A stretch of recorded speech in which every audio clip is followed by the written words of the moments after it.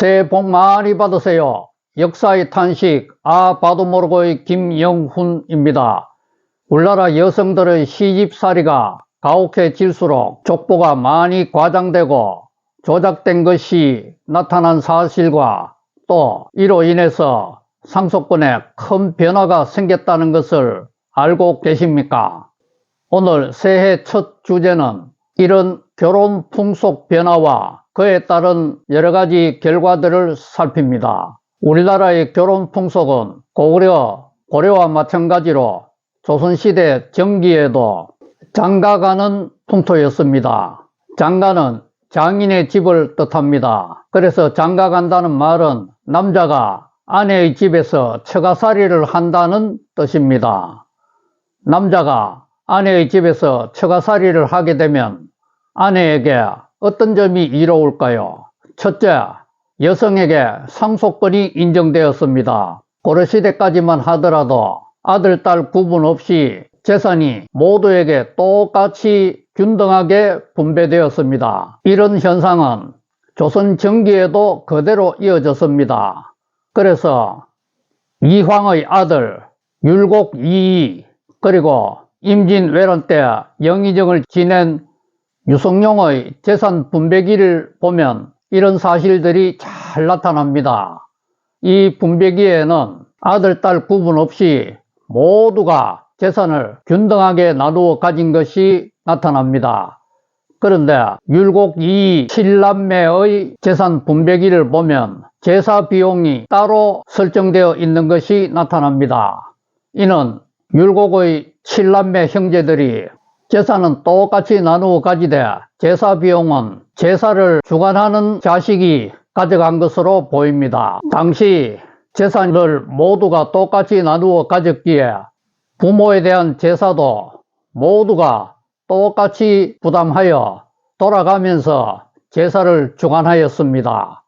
둘째, 장가가는 문화였기에 남자가 처가살이를 하면서 첩을 두기가 쉽지 않았습니다. 처가살이 하면서 첩을 둘 수 있는 강큰 남자가 과연 몇이나 되었겠습니까? 그런데 고려시대 때 몽골의 침입을 받은 후 원나라의 간섭을 받게 되면서 일부 일처에 문제가 발생하기 시작했습니다. 원나라에 해마다 처녀를 많이 공료로 바쳐야만 했습니다.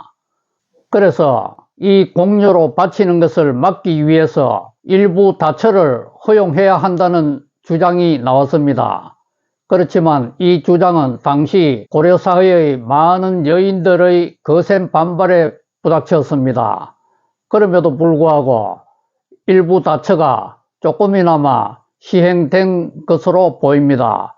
왜냐하면 고려 말에 첩을 둔 사람들이 약간이나마 나타났기 때문입니다. 어쨌든 고려시대에는 왕만 일부 다처였고 그 외의 사람들은 모두 일부 일처였는데 고려 말에 약간 변화가 생겼을 뿐입니다.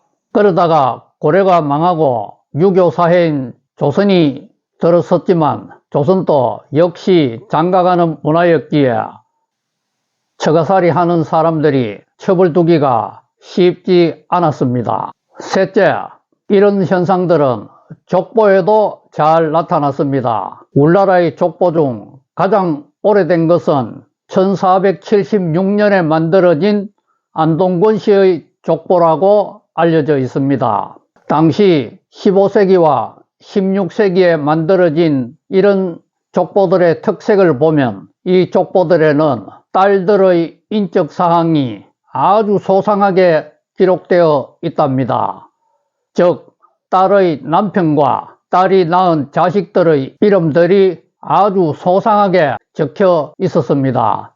그래서 많은 역사학자들은 이 15세기와 16세기의 족보들은 아주 믿을 수 있는 신빙성 있는 족보라고 말하고 있습니다.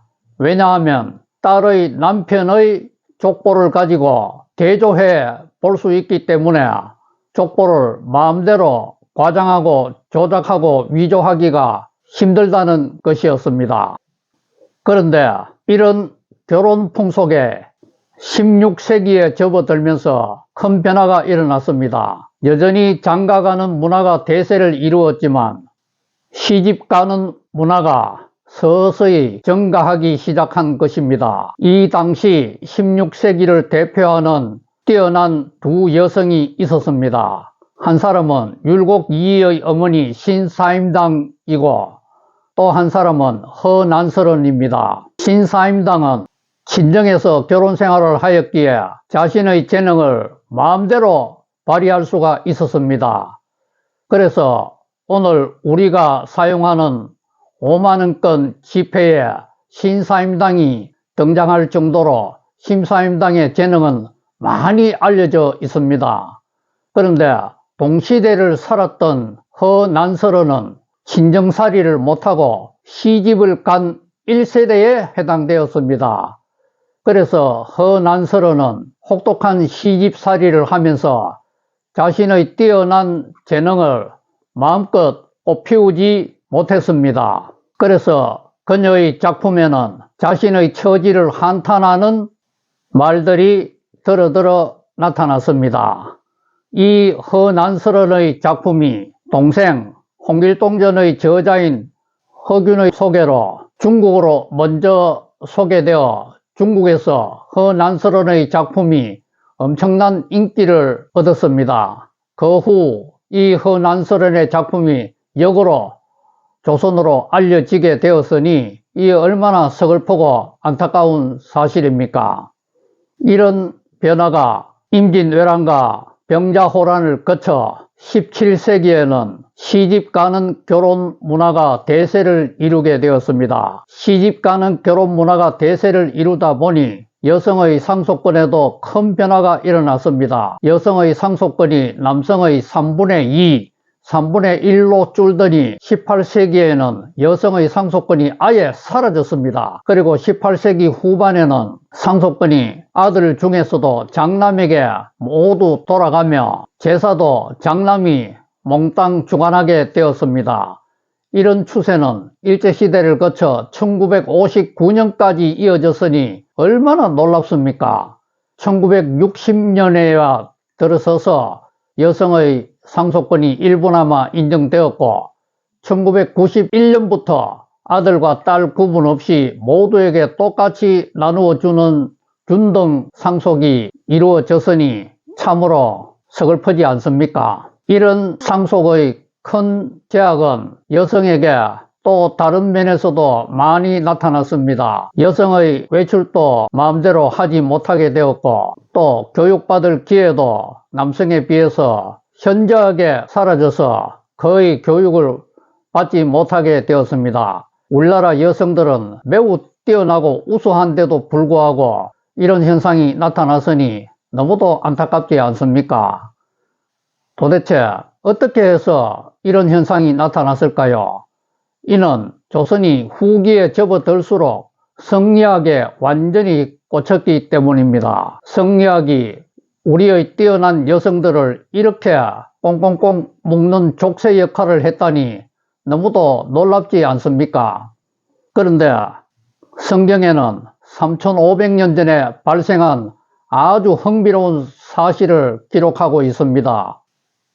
아들이 없이 딸만 5을 둔 아버지가 죽자 5명의 딸들이 모세를 찾아가 하소연한 내용입니다. 얼마 안 있으면 우리 민족 모두에게 땅을 재산으로 나누어 줄 터인데 우리는 아버지가 없다는 이유로 아무것도 못 받게 되었습니다. 이는 너무 억울하오니 아버지가 받아야 할 땅을 우리 5 딸들에게 나누어 주실 것을 약속해 주십시오.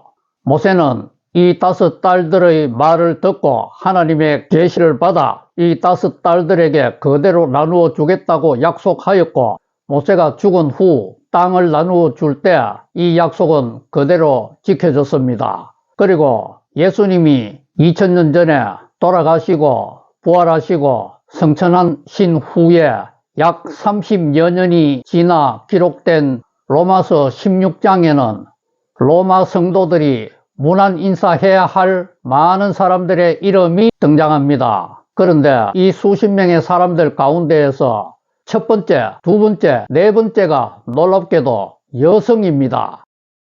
그리고 남성보다도 순위가 빠른 여성들의 이름이 그 외에도 많이 나타납니다. 이는 성경의 하나님은 남자와 여자를 차별하지 않는다는 것을 보여주는 사실 아닌가요? 다음 주 화요일 이 시간에는 족보가 많이 과장되고 또 조작되게 된 또 다른 배경들에 대해 살피도록 하겠습니다.